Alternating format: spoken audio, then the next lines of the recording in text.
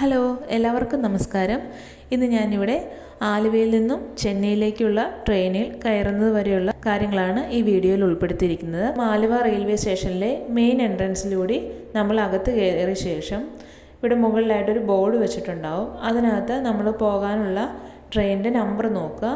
ഞങ്ങളുടെ number 12624 Chennai superfast മെയിലായിരുന്നു. അത് 1945 എത്തിച്ചേരുന്നത്, അതായത് 7:45.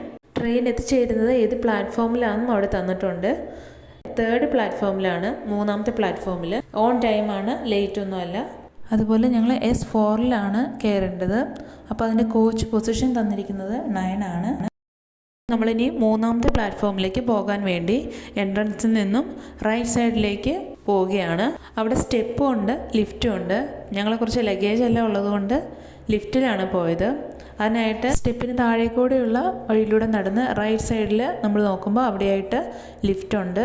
ആ ലിഫ്റ്റിൽ കയറി നമുക്ക് ഫസ്റ്റ് ഫ്ലോറിൽ ഇറങ്ങാം. ഓപ്പോസിറ്റ് സൈഡിലേക്കാണ് ലിഫ്റ്റ് ഓപ്പൺ ആവുന്നത്. കുറച്ച് മുന്നോട്ട് പോയതിന് ശേഷം റൈറ്റ് സൈഡിലേക്ക് ഒരു വഴിയുണ്ട്. ആ വഴി നമ്മൾ കയറി റൈറ്റിൽ നോക്കുമ്പോൾ നമുക്ക് അവിടെ ഒരു ലിഫ്റ്റ് കാണാം. ആ ലിഫ്റ്റിൽ കയറി ഗ്രൗണ്ട് ഫ്ലോറിൽ ഇറങ്ങാം.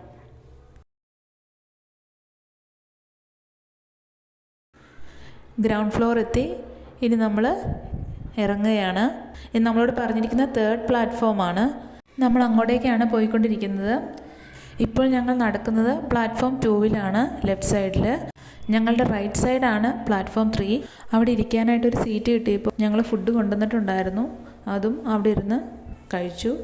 അതിനുശേഷം പ്ലാറ്റ്ഫോം 3 ഞങ്ങൾ നടന്നു. അപ്പോൾ ഞങ്ങളുടെ റൈറ്റ് സൈഡിൽ ഇതാണ് പ്ലാറ്റ്ഫോം 3. ഇവിടെ നമ്മൾ ശ്രദ്ധിച്ചാൽ പ്ലാറ്റ്ഫോം 2 എന്നും പ്ലാറ്റ്ഫോം 3 എന്നും ഒരു ബ്ലൂ ബോർഡിൽ അവർ എഴുതി വെച്ചിട്ടുണ്ട്. അതായത് ലെഫ്റ്റ് സൈഡിൽ പ്ലാറ്റ്ഫോം 2ഉം റൈറ്റ് സൈഡിൽ പ്ലാറ്റ്ഫോം 3ഉം.